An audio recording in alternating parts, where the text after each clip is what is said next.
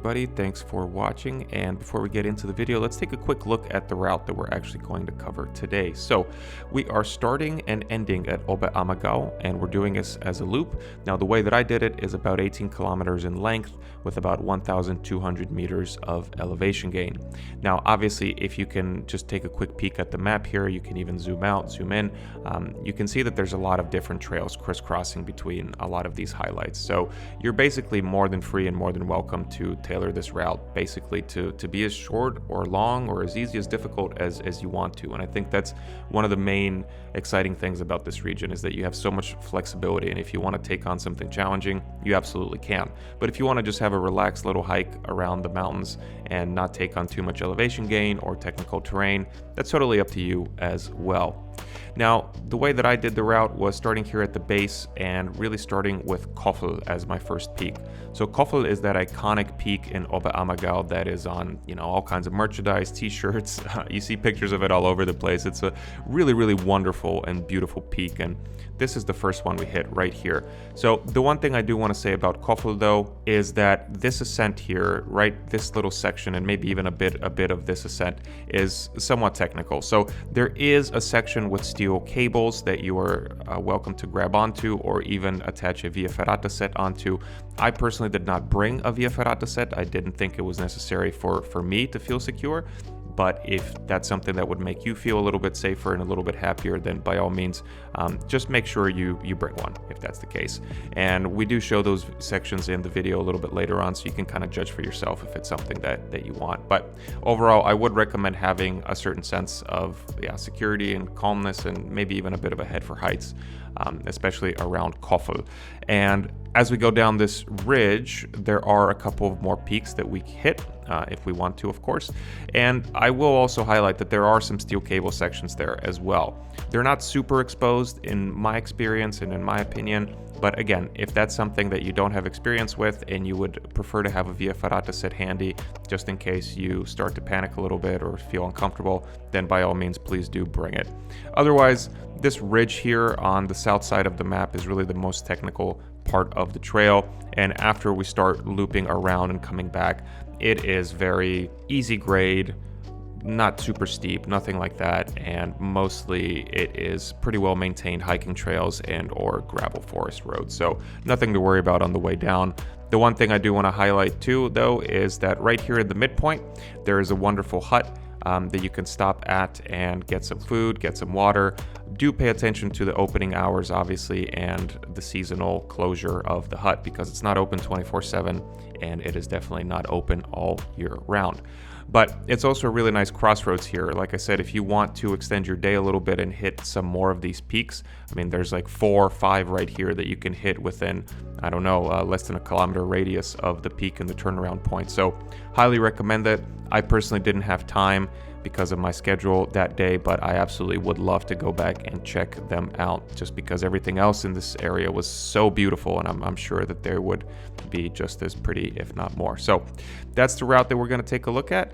Highly recommend it if you're in the area, and yeah, hope you get to give it a visit one day.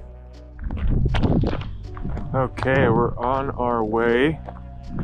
First is going to be the iconic peak above Oberammergau, that's called Kofel, and afterwards we're going to hit a couple more, starting with the sun as always, and looks like it's going to be a really beautiful day, so I'm excited.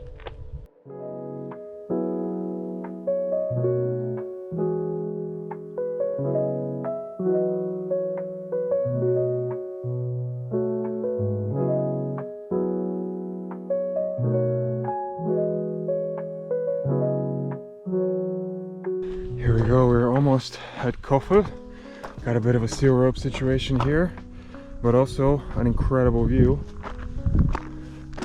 And the steel rope didn't really last that long. But it looks like there's a bit more up there.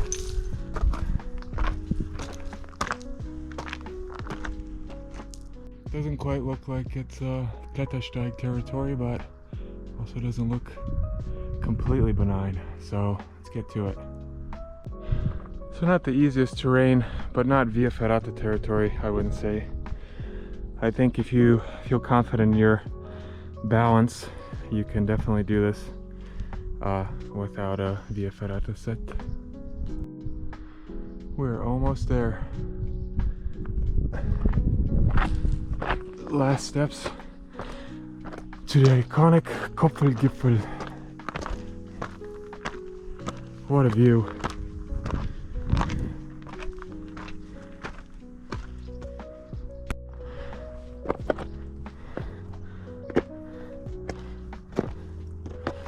So this is decently vertical, what I'm doing here.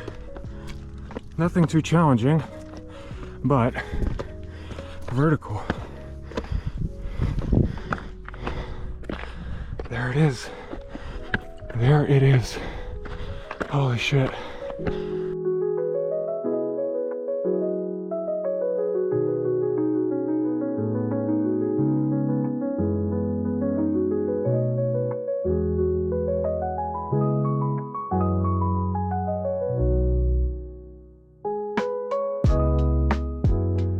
Here we go, we can see Oberammergau here down below, and we can also see this wonderful, very prominent Gipfelkreuz, which we can see from the entire Oberammergau when we're underneath.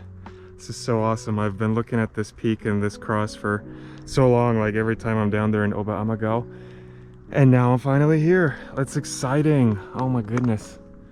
Beautiful, beautiful, beautiful. The last couple 100 meters here were fairly technical from the perspective of a beginner, I guess, but nothing impossible really. I think everything is really well secured with steel cables, and I think it's more than doable if you've got enough experience and you've got a little bit of a head for heights as well.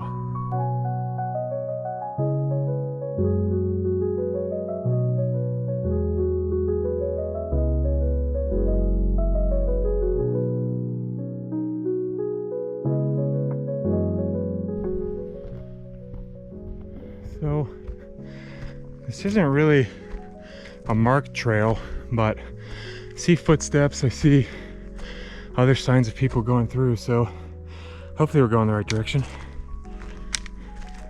Okay, made it to the second peak along this traverse, and there in the distance we can see Kofel, where we were just and now we continue. But I have to admit, it's kind of hard doing the wayfinding here because it's not clearly marked. These must be some kind of unofficial trails or whatever the name might be, but it's not so easy to find the trail because there's signs of activity, but there's not many of them.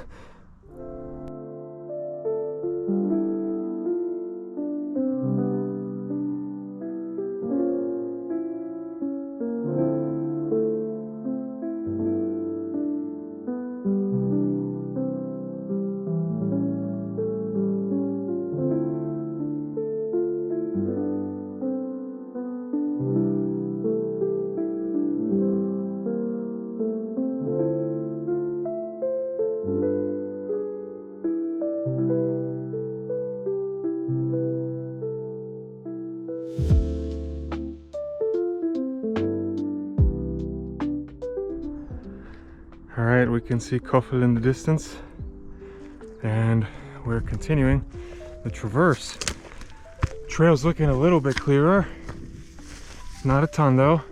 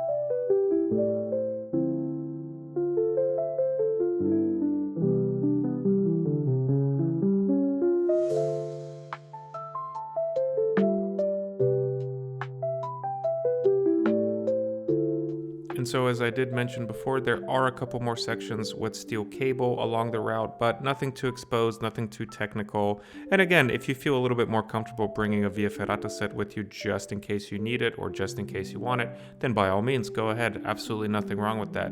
For me personally, I didn't feel like I needed along this route, and especially here after Kofel, I think the sections with the steel cable were a bit more relaxed and chill, and it was more just kind of there for your safety and stability rather than you actually needing it in order to traverse the landscape.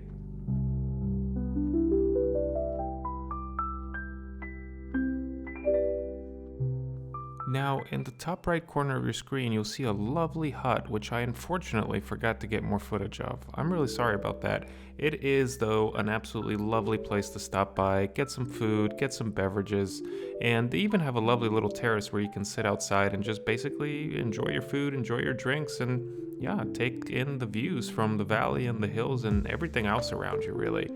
And of course, as always, just please make sure to note the times that the hut is open and which months of the year it's actually active, because it's definitely not 24/7 and 365. But nevertheless, highly encourage you to check it out. If you do this route exactly as I did, it's a wonderful place right at the midway point where you can basically rest up and resupply.